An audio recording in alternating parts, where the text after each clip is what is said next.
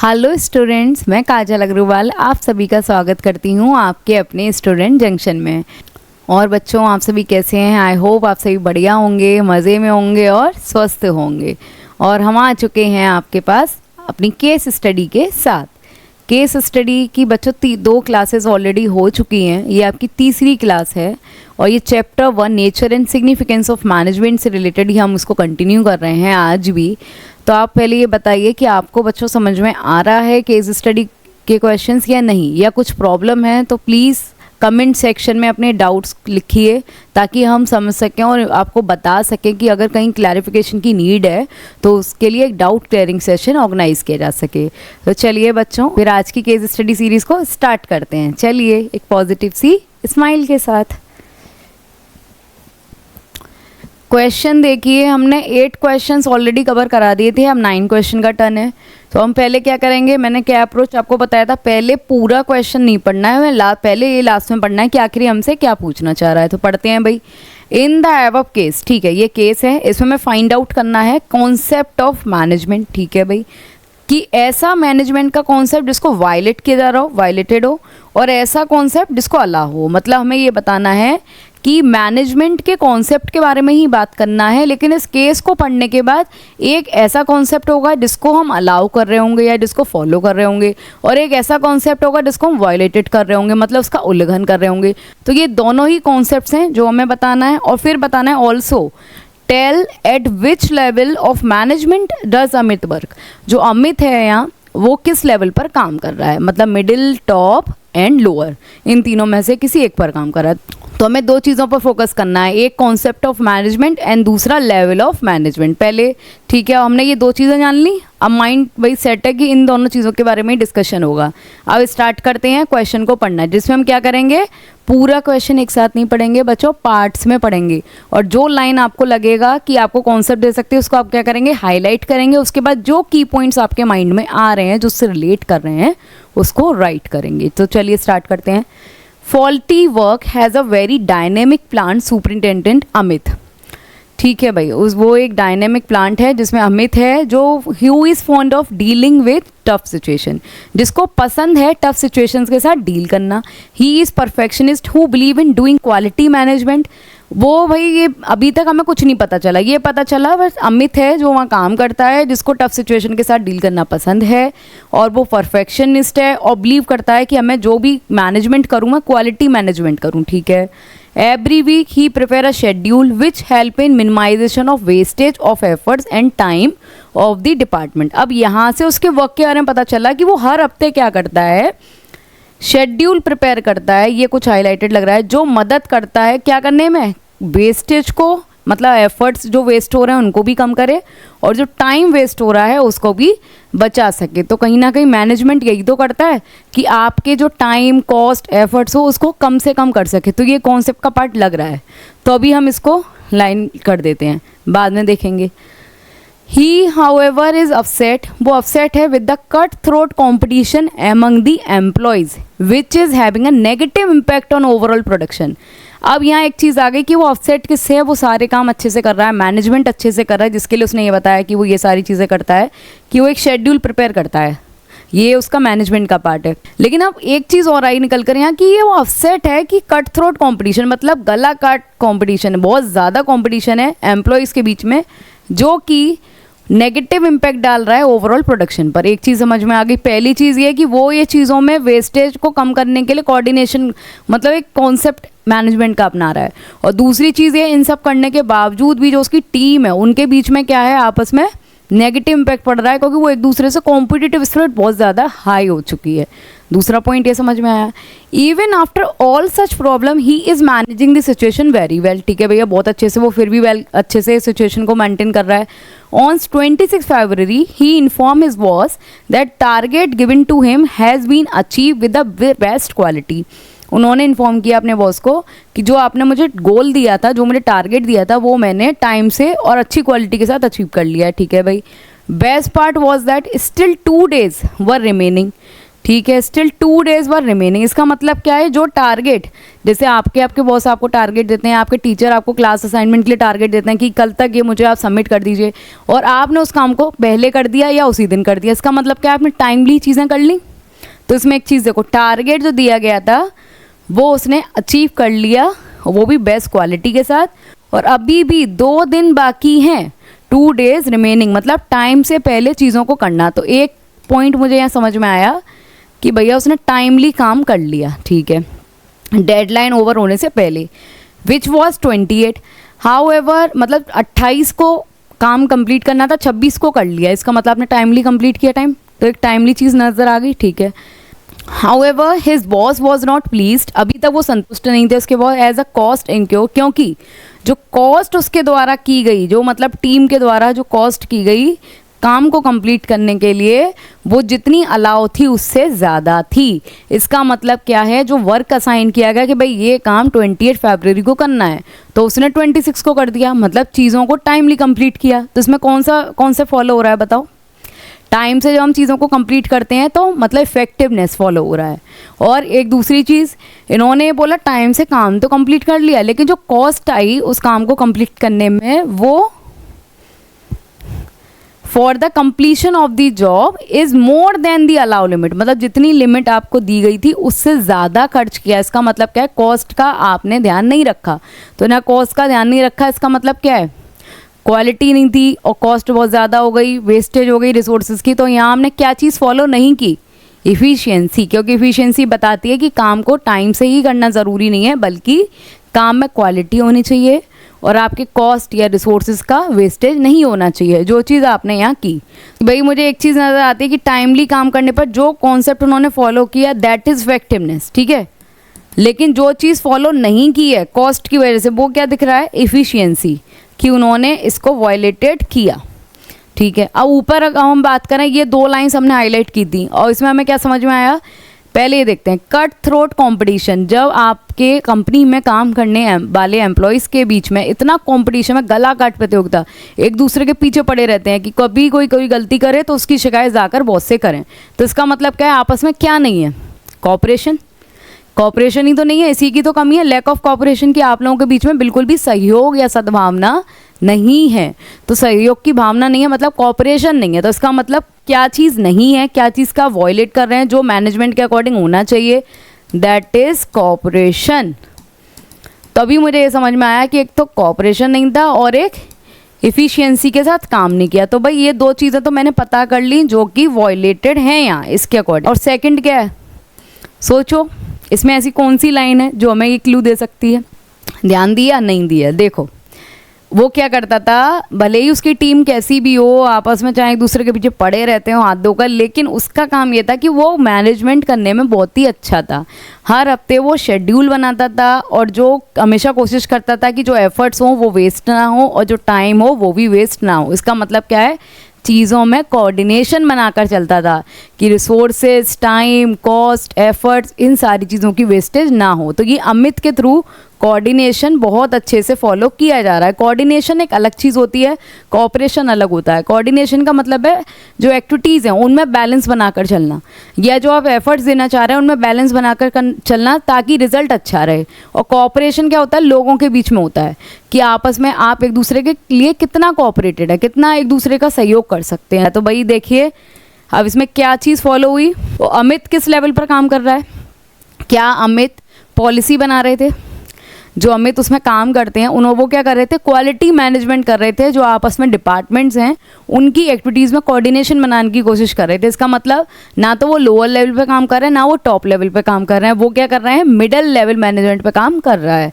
Amit work at middle level management, क्योंकि management को ensure करना, जो उनकी पॉलिसीज़ बनकर आ गई हैं उनको इम्प्लीमेंट करना, ये काम होता है मिडल लेवल मैनेजर का।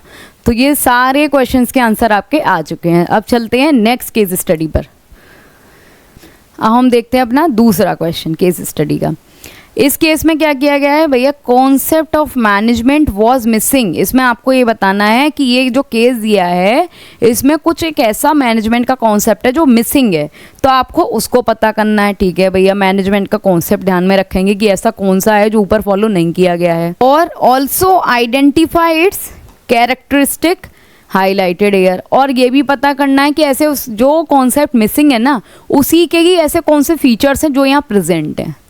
मतलब आप समझे, पहला एक माइंड में बस ये आप सेट कर लो, मुझे ये बताना है कि मैनेजमेंट का ऐसा कौन सा कॉन्सेप्ट है जो यहाँ मिसिंग है, और जो मिसिंग है उसी के ही आपको यहाँ फीचर्स बताने हैं। तो चलिए फिर स्टार्ट करते हैं पढ़ना। Pricey medicine was the world level medicine manufacturing company. अब मुझे पता चल गया कि भैया ये दवाई बनाने वाली एक कंपनी है, ठीक है।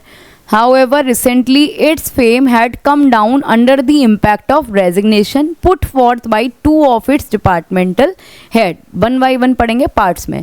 रिसेंटली क्या हुआ, उसकी जो फेम है भैया वो डाउन हो गई। क्यों हो गई? क्योंकि रिज़ाइन कर दिया गया, रेजिग्नेशन रख दिया गया उसके डिपार्टमेंट्स के, दो डिपार्टमेंट, टू डिपार्टमेंटल हेड, दो डिपार्टमेंटल हेड के रिज़ाइन करने की वजह से जो आपकी फेम है वो डाउन हो गई, ठीक है। ये समझ में आ गया कि दो लोग थे जो काफ़ी अच्छा काम करते थे शायद, और वो चले गए, उन्होंने रिज़ाइन कर लिया, इसलिए उस जो कंपनी की फेम थी वो डाउन हो गई, ठीक है। ये जो डिपार्टमेंटल हेड हैं वो एक्सपर्ट थे अपनी फील्ड में। एक था जो मार्केटिंग डिपार्टमेंट में काम करता था, ठीक है, और दूसरा काम करता था साइंस, वो था साइंटिस्ट ऑफ रेप्यूट जो मैन्युफैक्चरिंग डिपार्टमेंट देखता था। मतलब दो हेड थे जिन्होंने रिज़ाइन किया, वो अपने आप में एक्सपर्ट थे अपनी फील्ड में। एक मार्केट डिपार्टमेंट देखता था और दूसरा मैन्युफैक्चरिंग डिपार्टमेंट देखता था। ये क्लियर हो गया दो डिपार्टमेंट्स में, ठीक है।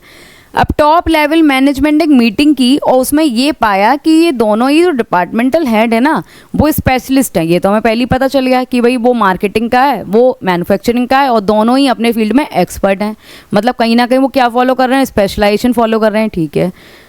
But they can not be tackle by unity of command. उन्होंने ये देखा, जब उन्होंने एक मीटिंग रखी, सभी डिपार्टमेंटल हेड्स को बुलाया, तो उन्होंने ये देखा कि वो कहीं यूनिटी ऑफ कमांड को फॉलो नहीं कर रहे हैं। मतलब जो डिपार्टमेंटल हेड है वो किस लेवल पे काम कर रहे हैं, मिडिल लेवल मैनेजमेंट पे, और जब उनसे ऊपर जब टॉप लेवल मैनेजमेंट मीटिंग रख रहा है, मतलब वो उनका क्या हो गया, वो सुपीरियर हो गया। अब जब उन्होंने आपको बुलाया है, आप मीटिंग कर रहे हैं, तो उसमें वो यूनिटी ऑफ कमांड का मतलब क्या होता है कि आपका एक ही बॉस होगा जिससे आप इंस्ट्रक्शंस लेंगे।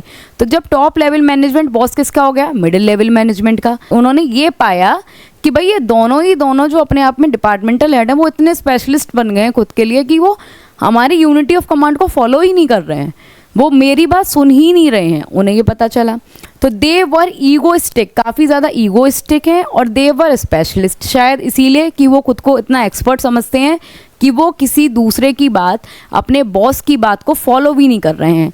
तो इस वजह से क्या हुआ, उन्होंने रिज़ाइन दिया होगा शायद। ये चीज़ समझ में आएगी। After the meeting things started to change. अब मीटिंग के बाद क्या है भाई, चीज़ों में बदलाव हुआ, क्योंकि उन्हें ये सारी चीज़ें नोटिस उन्होंने की। As all the department started to work with one single target. जब उन्हें पता चला कि दो डिपार्टमेंटल हेड ऐसे थे जिन्होंने रूल्स फॉलो नहीं किए, तो उन्हें निकाला जा रहा है, या वो इतना यूनिटी ऑफ कमांड को फॉलो नहीं कर रहे हैं, इससे टॉप लेवल मैनेजमेंट उन्हें निकाल दिया।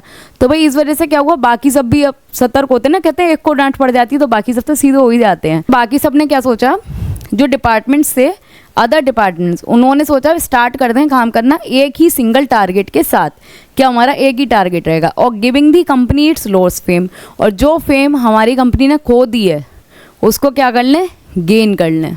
पहली बात तो यहाँ देखा गया कि स्पेशलाइजेशन कहीं ना कहीं एग्जिस्ट कर रहा है, ठीक है, कि लोग एक्सपर्ट थे। और दूसरी चीज़ इसमें ये देखी गई कि जो डिपार्टमेंट्स हैं उन्होंने काम करना शुरू कर दिया, वो भी एक ही सिंगल टारगेट के साथ। जो सभी लोग जो बाकी बचे हुए हैं उनसे बोला गया कि कंपनी का सिर्फ एक ही टारगेट है जिसको आपको फॉलो करना है, उसी को अचीव करने के लिए अपने पूरे एफर्ट्स लगा देने हैं। इससे आपको कुछ समझ में आया, क्या समझ में आ रहा है कि एक ही टारगेट के पीछे इतने सारे लोग एफर्ट्स देंगे, इसका मतलब क्या, सिंगल, तो मतलब यूनिटी ऑफ क्या हुआ, डायरेक्शन। यूनिटी ऑफ डायरेक्शन तो हुआ यहाँ कि जब उन्होंने रिज़ाइन किया तो उसके बाद बाकी डिपार्टमेंट ने सिर्फ एक ही टारगेट सेट किया, और उसी टारगेट को अचीव करने के लिए अपने सभी लोगों ने जो बाकी थे उन्हीं एम्प्लॉयज़ ने अपने एफर्ट्स दिए। There was a combined effort थे जिन्होंने डबल कर दिया रेवेन्यू को, ठीक है। A special regulation system of including every level manager brought into action, मतलब उन्होंने ये कहा कि उसके बाद क्या हुआ, जब सारी चीज़ें ऐसी हुई तो भाई जो उनका रेवेन्यू था, इनकम, वो डबल हो गई। और एक स्पेशल लॉ भी बनाया गया जिसमें क्या किया गया कि इंक्लूड किया गया हर लेवल के मैनेजर को, चाहे वो टॉप हो, चाहे वो मिडिल हो, चाहे वो लोअर लेवल हो, हर लेवल पर होने जो मैनेजर हैं उनके लिए एक सिस्टम बनाया गया। थर्स ओवरऑल फंक्शनिंग ऑर्गेनाइजेशन की इम्प्रूव हो गई।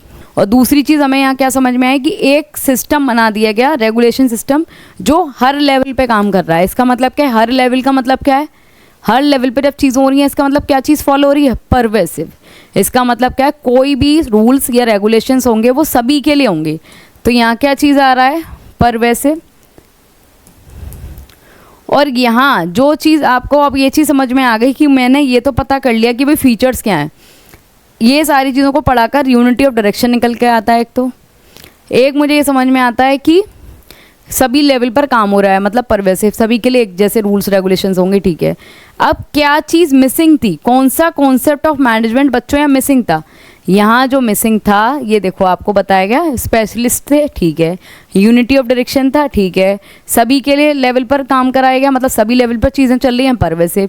लेकिन जो मिसिंग था दैट इज़ कोऑर्डिनेशन, क्योंकि डिपार्टमेंटल जो हेड थे वो आपस में एक दूसरे की सुनने के लिए तक राजी नहीं थे, इवन वो अपने जो सुपीरियर हैं उनकी भी नहीं सुन रहे थे। इसका मतलब क्या नहीं था, कोऑर्डिनेशन आपस में नहीं था। ये हो गया आपका आंसर। अब चलते हैं बच्चों थर्ड केस स्टडी पर। समझ में आ रहा है ना, ऐसा तो नहीं है बोर हो रहे हो, चीज़ों को समझ कर करो, बोर होने की नीड नहीं है, कितनी इंटरेस्टिंग है देखो तो सही। चलो स्टार्ट करते हैं भाई, ये क्या पूछना चाह रहे हैं, in the above case which type of objective are discussed by mister Kulkarni in the speech. ठीक है भाई, कोई मिस्टर कुलकर्णी होंगे, ठीक है, उनके द्वारा ये जो केस है इसमें क्या दिया है, ऑब्जेक्टिव्स को डिस्कस किया गया है। तो आपको बताना है कि which type of objective discuss, तो मतलब मैनेजमेंट के किस पर फोकस करना है भाई, ऑब्जेक्टिव पर। ठीक है, आगे चलते हैं। What is the other term use for this category of objective. अब आपको बताना है क्या टर्म्स हैं वो भी बता दीजिएगा जो यूज़ किए गए हैं ऑब्जेक्टिव के लिए।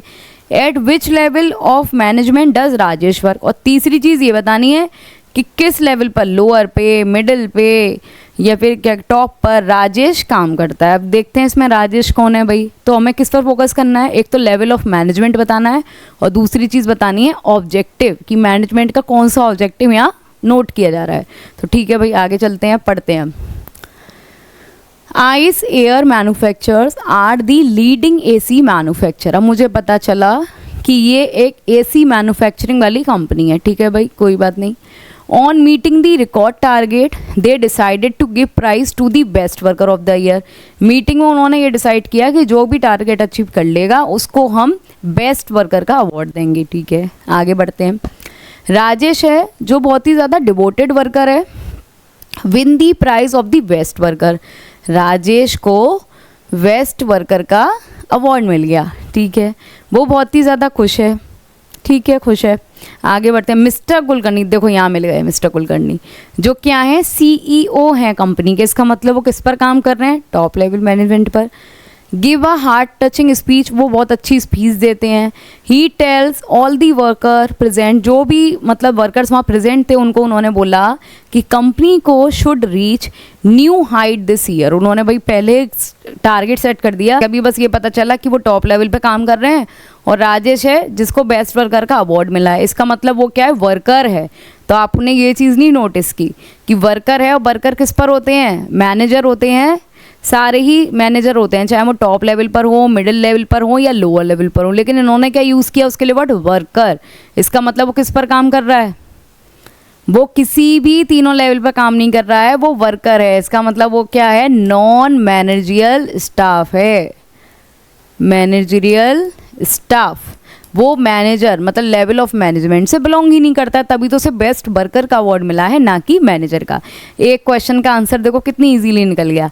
अब हमारे पास सिर्फ क्या बचा, ऑब्जेक्टिव को देखना है। ठीक है, ही टेल्स देम, उन्होंने उनको बोला कि भाई रेवेन्यू इस दिस ईयर, रेवेन्यू मतलब आपका जो इनकम है इस साल कॉस्ट से ज़्यादा होना चाहिए, मतलब जितनी कॉस्ट आ रही है उससे कहीं हद तक ज़्यादा होना चाहिए। मतलब क्या, जब कॉस्ट से ज़्यादा रेवेन्यू निकल रहा है इसका मतलब क्या है, प्रॉफिट ज़्यादा होना चाहिए। तो भाई एक ऑब्जेक्टिव मुझे यहाँ समझ में आ गया कि वो प्रॉफिट ओरिएंटेड स्पीच दे रहे हैं। आगे, so that in the coming years, so ताकि आने वाले सालों में कंपनी कुड शो इंक्रीज, ताकि अगर जब आपकी रेवेन्यू ज़्यादा होगी मतलब प्रॉफिट ज़्यादा होगा, पहला मोटिव ये नज़र आया। तब क्या होगा, प्रॉफिट के ज़्यादा होने की वजह से हम क्या कर पाएंगे, कंपनी इंक्रीज़ कर सकती है नंबर ऑफ़ वर्कर, जो अभी 100 काम कर रहे हैं हो सकता है 1000 कर दे, और नंबर ऑफ़ प्रोडक्ट जिसमें अभी डील कर रही है मान लीजिए 10 प्रोडक्ट हैं उनको 30 कर दे, प्रोड्यूस करती है। And also sales turnover, sales turnover है उसको भी बढ़ा दे। ये कब पॉसिबल होगा, जब उन्होंने बोला कि अगर इस साल आप अपने प्रॉफिट रेवेन्यू पे काम करेंगे, प्रॉफिट को बढ़ाएंगे। तो पहला मोटिव था प्रॉफिट, तब क्या होगा, हमारे वर्कर्स भी बढ़ेंगे, प्रोडक्ट्स भी बढ़ेंगे और सेल टर्नओवर भी बढ़ेगा। इसका मतलब वो किसकी बात कर रहे हैं, ग्रोथ की, ग्रोथ की तो ही बात कर रहे हैं कि जब वर्कर्स बढ़ रहे हैं, प्लांट्स बढ़ रहे हैं, प्रोडक्ट बढ़ रहे हैं, तो यहाँ बात सिंपली चल रही है ग्रोथ। मुझे तो यही नज़र आ रहा है कि ग्रोथ चाहते हैं और दूसरी चीज़ प्रॉफिट चाहते हैं, ठीक है। तो promise made by the labour union head that company will get the support, और जो लेबर यूनियन था उन्होंने भाई उनको प्रॉमिस कर दिया कि डोंट वरी, आपको वर्कर से पूरा पूरा सपोर्ट मिलेगा। अब ये आपने पूरा पढ़ लिया, अब एक क्वेश्चन का आंसर तो मिल गया था आधा, अब आधा बचा है ऑब्जेक्टिव। यहाँ आपको क्या मोटिव नज़र आया, उन्होंने जो स्पीच दी उसमें नज़र आया पहला प्रॉफिट, दूसरा ग्रोथ, और ये दोनों किसके सब पॉइंट्स हैं, ऐसा कौन सा ऑब्जेक्टिव है जिसमें प्रॉफिट को कंसीडर किया जाता है, ग्रोथ। आपको पता है मैनेजमेंट के 3 ऑब्जेक्टिव होते हैं, एक ऑर्गेनाइजेशनल, एक सोशल और एक पर्सनल। तो ऑर्गेनाइजेशनल में ही तो हम प्रॉफिट और ग्रोथ की बात करेंगे, सोशल तो सोसाइटी और एम्प्लॉय के लिए सोचता है, और पर्सनल में हम एम्प्लॉय के लिए बात करते हैं पर्टिकुलर। तो इसका मतलब क्या है, ऑर्गेनाइजेशन ऑब्जेक्टिव की यहाँ बात की जा रही है और जिसके सब पॉइंट्स हैं प्रॉफिट एंड ग्रोथ, और राजेश काम कर रहा है as a worker. It means वो किस पर एग्जिस्ट करता है, at the non managerial post. तो कितना ईजी था,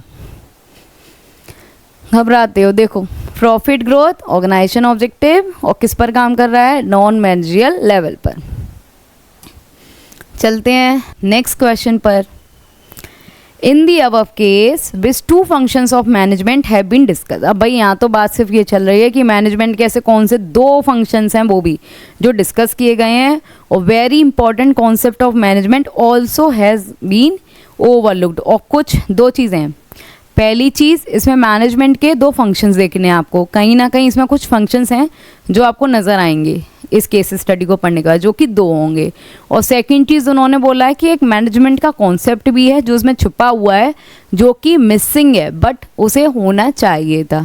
तो ये 2 चीज़ें देखनी है, concept and the second one is function. तो चलो पहले देखते हैं भाई क्या नज़र आता है।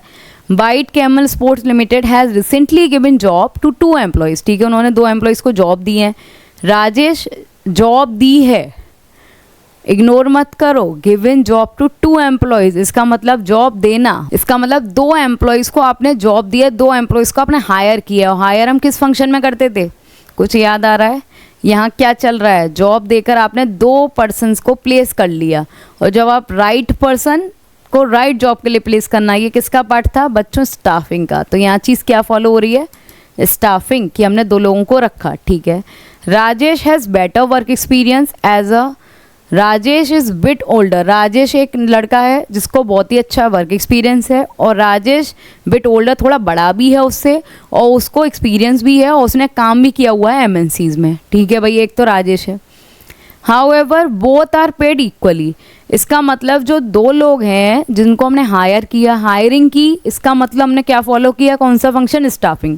तो पहले जो हाफ जो था 2 फंक्शन बताने, तो उसमें एक तो पता चल गया। ठीक है, अब सेकंड इन्होंने बोला कि भाई ये 2 हैं, उसमें एक का नाम राजेश है, एक का सुरेश है, लेकिन राजेश को बेटर एक्सपीरियंस है एज़ कम्पेयर टू सुरेश। तो इसका मतलब क्या है, दोनों जो रखे गए हैं उसमें से एक ज़्यादा बेटर है, लेकिन फिर भी आप क्या कर रहे हो, बोथ आर पेड इक्वली, दोनों को इक्वली पे कर रहे हो। भाई जैसी स्किल्स होते हैं उस अकॉर्डिंग आपको एम्प्लॉय को या वर्कर को पेमेंट देना चाहिए, लेकिन इसमें ये कह रहे हैं उसमें स्किल ज़्यादा, लेकिन फिर भी आप दोनों को इक्वली पेमेंट कर रहे हैं। ठीक है, every person in the department knows that, हर पर्सन जो भी डिपार्टमेंट में है ना वो जानता है कि राजेश ज़्यादा एफिशिएंट है, मतलब कहने की बात सिंपल सी ये निकल के आई, 2 लड़के रखे गए, दैट इज स्टाफिंग। अब दोनों में से Rajesh is much better than Suresh, even after they are paid equally, दोनों को इक्वली पे किया जा रहा है, ठीक है, ये चीज़ निकल कर आ गई।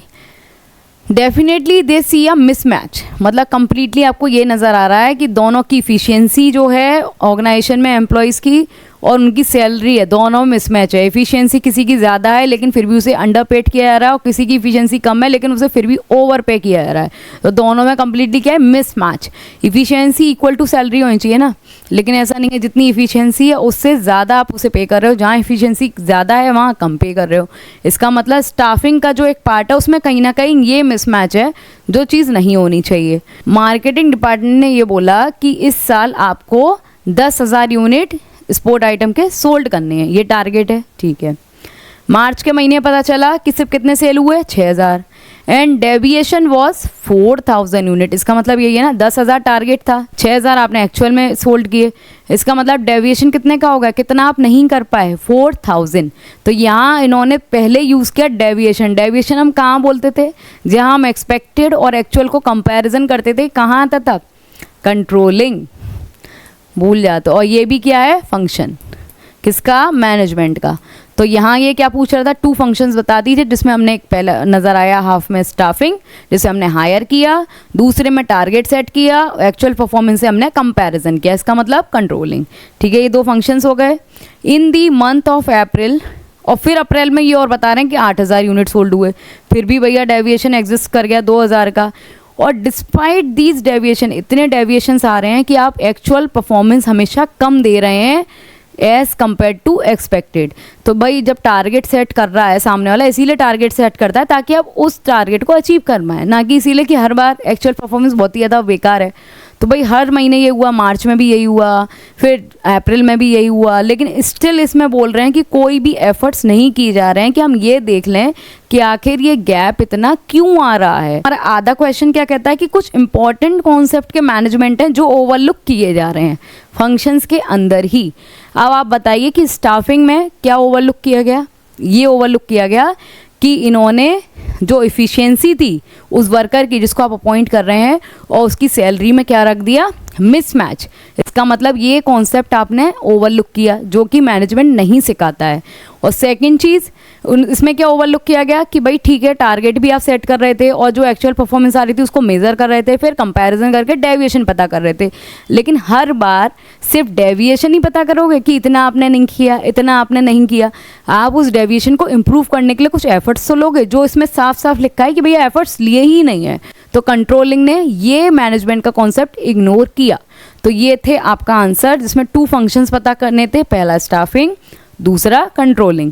अब उनमें क्या मैनेजमेंट का कॉन्सेप्ट इग्नोर किया गया, दैट इज़। तो बच्चों इसी के साथ आपका केस स्टडी सीरीज़ का आज का सेशन कंप्लीट होता है। तो आपको समझ में आ रहा है या नहीं आ रहा है, प्लीज़ इसको करने के बाद अपनी प्रैक्टिस ज़रूर करें। सिर्फ यहाँ से पढ़ने के बाद बच्चों कुछ नहीं हो सकता है कि मैंने आपको पढ़ाया, आपने समझा, काम ख़त्म हो गया। केस स्टडी आपको बताया भी गया था कि कैसे सॉल्व करते हैं, क्या करते हैं, उस अप्रोच को समझाया है मैंने। 3 सेशंस कंप्लीट हो चुके हैं केस स्टडी के। जो हमारा सेशन है उसको ज्वाइन करने के बाद केस स्टडी के क्वेश्चंस आप खुद से भी कुछ प्रैक्टिस कीजिए, क्योंकि प्रैक्टिस मेक्स मैन परफेक्ट। तो बच्चों इस बात पर ज़रूर फोकस करिएगा। तो ठीक है, नेक्स्ट क्लास में मिलते हैं। आपका चैप्टर 1 की ही केस स्टडी सीरीज़ कंटिन्यू रहेगी। ठीक है, जब तक खुश रहिए और इस तरीके से हंसते रहिए, मुस्कुराते रहिए, एफर्ट्स भी करते रहिए। ठीक है, केस स्टडी में हमें क्या लेकर आने हैं, बीएसटी में 100 आउट ऑफ 100 लेकर आना है। ये टारगेट है हमारा, जिसको हमें अचीव करना है। No deviations will be count, कोई भी डेविएशन नहीं चाहिए। ठीक है, चलिए फिर मिलते हैं नेक्स्ट वीडियो में। जब तक कि आप हमारे चैनल पर आते रहिए बच्चों। We are learning never stop. और हमारे चैनल से जुड़ने के लिए, अपडेट्स लेने के लिए हमारे चैनल को सब्सक्राइब करें और बेल आइकन को प्रेस करें। Thank you.